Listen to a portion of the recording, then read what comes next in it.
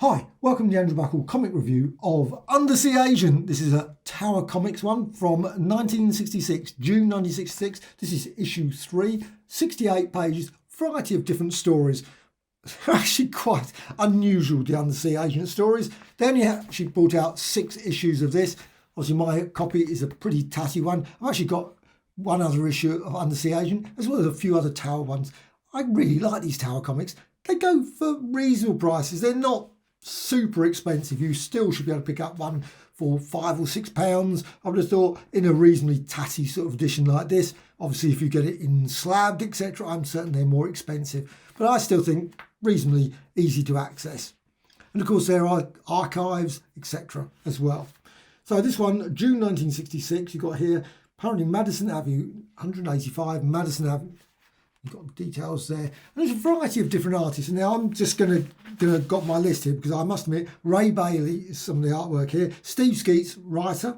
Mike Sekowsky, you know immediately when you see his artwork. Gil Kane, and also John Giunta is the last one. Just sort of make a note of that because I must admit, some of those I'm not so familiar with, some I am. To Save a King. The stories, I have to say, are not brilliant. They're not bad, but they're not brilliant. I mean, they're sort of, I think if I was buying this when I was back in 1966, I would have sort of gone, oh, not really, not for me. And even now, you can sort of criticise it quite easily. I'm not going to spend too much doing this. I'm going to show the artwork. That's better. Just show some of the artwork. And you've got, of course, here, quick, grab our Undersea, etc. Lieutenant, we've got Scooby, not Scooby, but with the, obviously, K in this case. Not Scooby-Doo, but Scooby. And you've got that. You've got some really great characters. You've got this mad, you know, he's completely, utterly, you saw the way he's drawn. He's got his ultimate weapon into operation. That sort of thing. I love all the adverts of these things. Actually, the one trouble I always thought with Tower Comics, and I did love the Tower Comics, was that they never really had lots of adverts for their own sort of stuff. You would have had like a checklist, all sort of what's happening in Tower Comics, you know, Steve Ditko, Gil Kane, of course, who did lots of things. And it's a pity they didn't do that. But you really, when you flick through this, there's no real feeling of the rest of the Tower Comics. I love this giant robot. You can't be a giant robot that's really traditional giant robot. Really useless giant robot. But anyway, blasts away. Not exactly very good. Obviously, this guy blasts him with some magnetic power, causing falter just enough. And he doesn't last very long, the robot. His role was not great, but you've got, of course, that mad, completely lunatic scientist.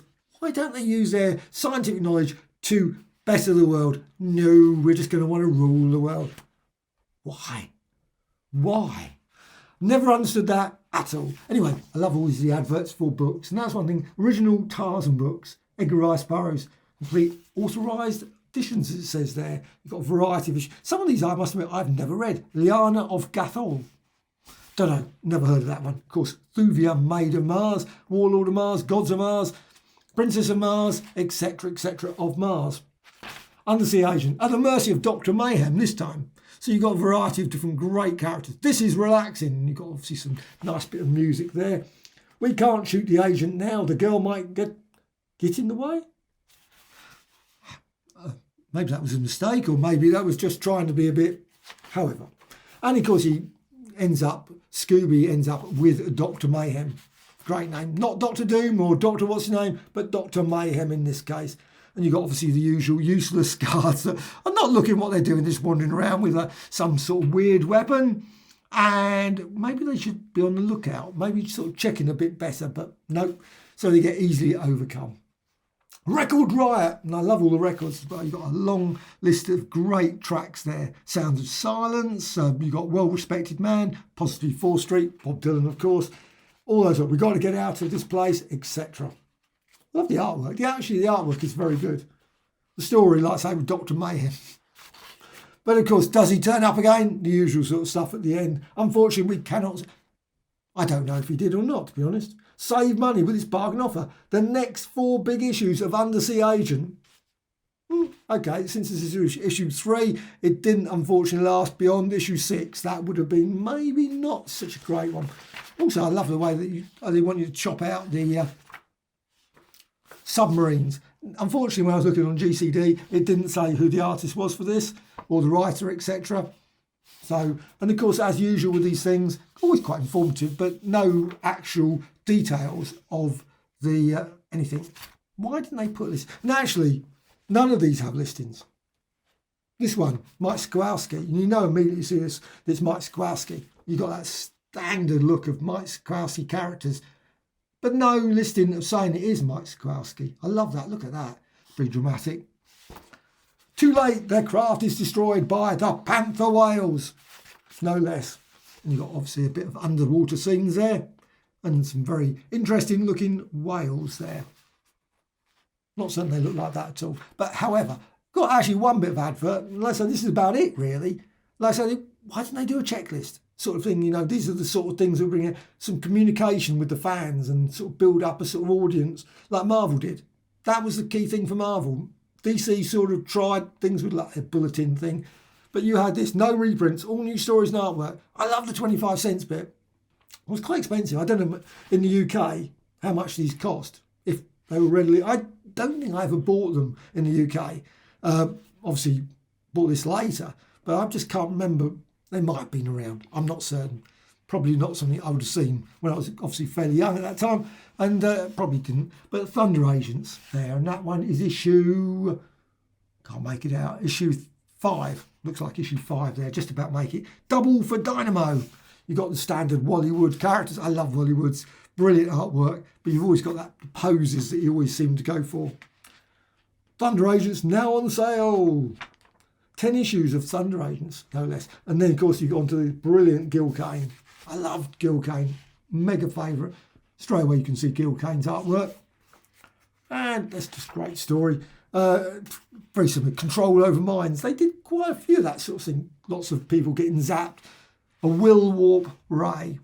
It's a bit of a mouthful. Will warp ray. Can't even say it particularly well myself. So maybe they shouldn't have called it that. And you got him looking very much like he's been zapped. Actually, he looks like the character from this character here. Looks exactly out something Green Lantern. Hammond, I think, wasn't it? Yes. Undersea Agent, True or False. And this is a good old double sort of story, which is really good. Davy Jones, Lieutenant Davy Jones. That's a convenient character name for Undersea. So obviously doing metabolic detector for signs of unauthorised human traffic in the restricted area. Possible thing. However, you've got a storyline there, and of course it's a very short story. And the artwork, I say, is John Gunter. I don't know him.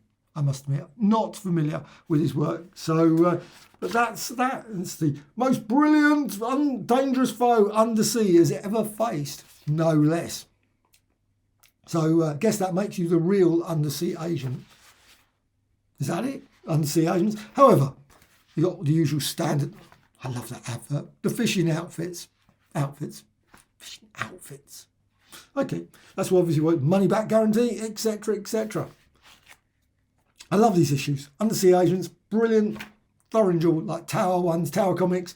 Loads of great issues. Really worth checking out. If you can see copies of this in various comic marts, whatever, comic conventions, or obviously eBay, etc., worth picking up a copy or two and just trying them out, because you really might like the stories. They are of their time, of course, period. They're nothing like there. But I think for 25 cents, I think that was really great value, personally. Great little stories. Undersea Agent, issue 3. Very worth checking out.